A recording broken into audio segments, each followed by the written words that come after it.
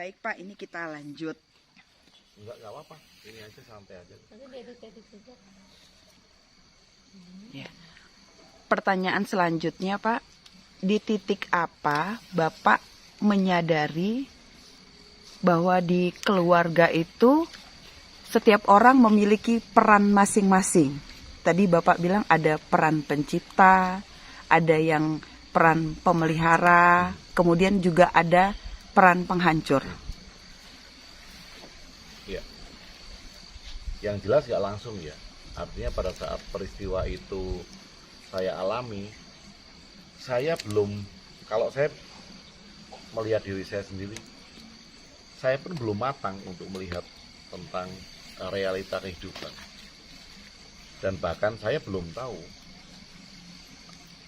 yang realita itu yang seperti apa sih. Yang idealis itu yang bagaimana. Hidup secara realita itu yang bagaimana itu. Bahkan mungkin belum terpikir ya. Yang saya tahu adalah kalau ada orang yang merasa bergantung karena ditolong, siapapun itu ya, bukan hanya keluarga, tapi orang lain juga, terpuruk ditolong dengan sangat mudah, maka dia akan bergantung. Dan yang saya tahu saat itu memutuskan rasa bergantung itu, belum menyadari tentang peran. Kalau itu tahun 95-96, kemudian kalau saya tarik di tahun 2002, berarti kan lebih dari 5 tahun. Artinya saya menyadari bahwa saya banyak menemukan transformasi setelah saya tahu Zen. Oh, itu setelah Bapak belajar Zen? Iya, di Jepang itu. Jadi perjalanannya panjang untuk menyadari itu. Dan yang banyak mewarnai saya untuk melihat realita, ya Zen. Karena Zen tidak mengajarkan idealisme, Zen tidak mengajarkan hal-hal yang bersifat mimpi, iming-iming, atau sesuatu yang tidak tampak, surga, neraka. Tapi Zen mengajak saya untuk melihat realita. Misalnya peran ibu ya. Jadi ada satu sesi ketika saya datang ke tempat Zen. Kalau biasanya kemudian 1 jam 2 jam si pengajarnya sudah datang untuk membacakan satu koan. Kemudian kita merenungkan bersama-sama koan. Tapi 1 jam 2 jam itu nggak ada yang datang. Kita hanya duduk, nggak ada cushion itu bantal empuk itu sudah, kayu keras, karpet juga tidak ada. Nah kalau sekarang kan manja ya, harus ada karpet gitu. Empuk rumput.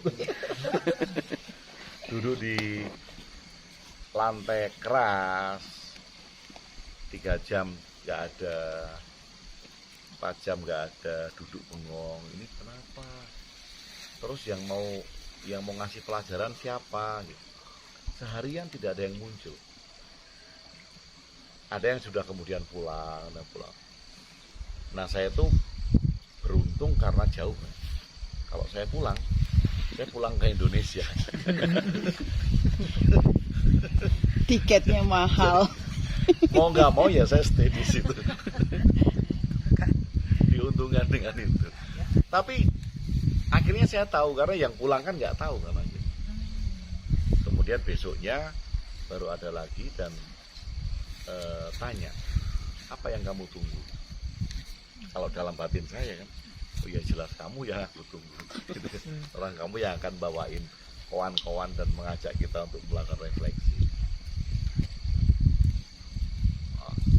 Lalu, mengapa kamu masih ada di sini? Ini pertanyaan yang sulit. Yang pertanyaan yang sulit itu kalau saya menjawab bahwa saya di sini menunggu pelajaran, saya akan disuruh keluar. Dan untungnya saya bukan orang yang ditanya pertama. Dapat bocoran ya Pak, dapat bocoran dari Saya waktu bisa sebelah. menganalisa Jadi jawaban-jawaban. sebelum-sebelumnya ya. Beruntung lah itu, beruntung. Masih ditolong Tuhan. Tuhan lagi. Nah, apa? Secara spontan ya, karena ini saya mau menunggu pelajaran, saya menunggu seorang guru yang hadir, itu diminta keluar untuk menunggu. Kayak menunggu apa yang ditunggu. Saya menjawab dengan jujur. Ya saya di sini karena saya nggak bisa pulang. Ada jujur ya. Jujur, itu realita kok. Saya di sini karena saya nggak bisa pulang. Saya mau pulang kemana? Pulang negeri saya jauh. Kalau kemudian alasan saya hanya untuk menunggu pelajaran ya. Jika alasan saya hanya menunggu pelajaran, ya mungkin saya akan pulang karena saya melihat bahwa tidak ada pelajaran. Karena tidak ada pelajaran. Tetapi alasan saya di sini ya saya stay. Karena saya sudah ada di sini ya saya tinggal di sini. Di situ saya baru tahu bahwa itu adalah realita. Dan itu bukan idealisme. Idealisme orang datang pengen belajar, nungguin guru. Nah itu realita. Nah sedikit demi sedikit saya dibangun dengan kebiasaan cara komunikasi dengan mereka itu untuk melihat realita. Oh kalau kamu lapar ya kamu makan, itu realitanya. Bukan kalau lapar kemudian tidur, itu kan nggak realistis. Ya itu realita. Nah di titik itulah kemudian perlahan-lahan saya melihat kembali ya, karena problemnya masih ada sampai tahun itu tuh problemnya masih ada, makanya masih sering berselisih paham sama Mami itu kan karena problem yang hampir selalu sama. Dan kemudian di situ saya melihat ketika ternyata kalau saya masih mendapatkan problem yang sama, saya belum belajar tuntas dari problem tersebut. Kok tahun itu gini lagi, tahun itu gini lagi, tahun ini gini lagi. Di sini saya menghindar, di sini saya menghindar, di sini saya menghindar karena nggak menerima sepenuhnya. Jadi saya harus belajar. Saya nggak belajar tuntas tuh dari peristiwa dari seorang adik yang membawa peran tidak seimbang. Nah ternyata kan peran ini saya diminta untuk belajar dari peran tersebut, dari informasi genetik yang sama-sama turun dari orang tua yang sama. Nah dari itu, dari titik balik itu ketika saya bisa melihat realita dan melihat bahwa semua hal ini adalah wahana pembelajaran dari apapun juga yang kita hadapi. Ketika ada peristiwa lagi tahun 2004, itu ada peristiwa lagi dan kemudian saya bisa memutuskan, tetapi tidak menolak, tetap memperhatikan. Ketika saya pulang ke Jogja juga saya jenguk, namun dengan sadar saya memutuskan untuk tidak membantu agar kita sama-sama bisa belajar. Nah titik baliknya di sana, ketika saya bisa melihat realita, hidup realita itu seperti apa sih. Kemudian Bapak bisa memutus ketergantungan itu ya Pak ya? Dan ternyata itu dampaknya bukan saya aja, adik saya pun bertransformasi. Sejak saat itu tidak mengulangi lagi. Karena pelajarannya kan menjadi dua arah. Iya ya. Sama-sama belajar. Dan setelah itu tugas bapak saya selesai. Oh artinya selesai Meninggal dunia. setelah adik Bapak itu bertransformasi? Iya. Iya. Iya. Iya. That's why kita harus bangun tugas terus. Jadi Betul. mungkin Iya. Bapak maksud saya orang tua Bapak merasa sudah selesai tugasnya Iya, iya. sama anaknya ya, Pak.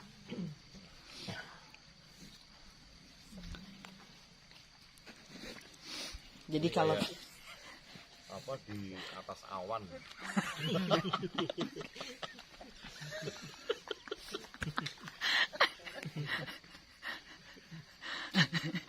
kita tinggal rebus air di sana biar masak kopinya di situ aja.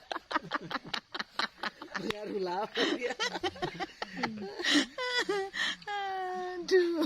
Tapi ya kadang ini kan bukan pelajaran, perjalanan yang tidak singkat ya, pelajaran yang tidak singkat, karena setiap orang kan akan mengalami fase itu masing-masing gitu. Ada yang membutuhkan waktu panjang, ada yang cepat, dan nggak bisa disamakan kan. Dan kita juga nggak bisa oh aku pengen seperti ini gitu, yang bisa memahami kehidupan secara utuh gitu. Kan nggak bisa, karena setiap orang ya punya fasenya untuk memahami.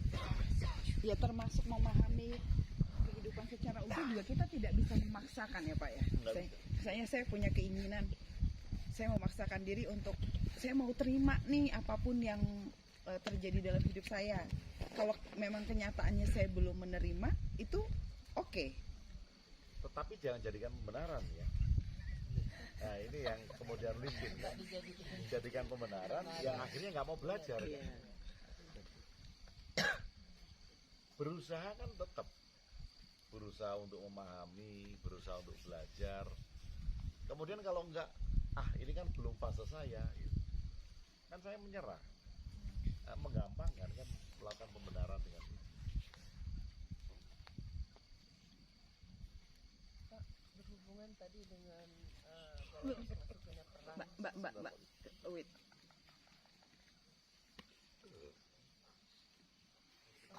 Tadi berhubungan dengan masing-masing punya peran.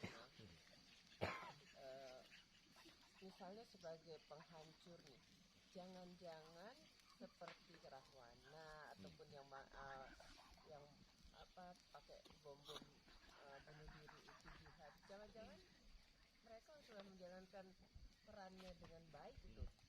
Gimana tuh? Tapi karena kita itu tadi pemahamannya melihat secara hadiah aja gitu. Mengutuk ya.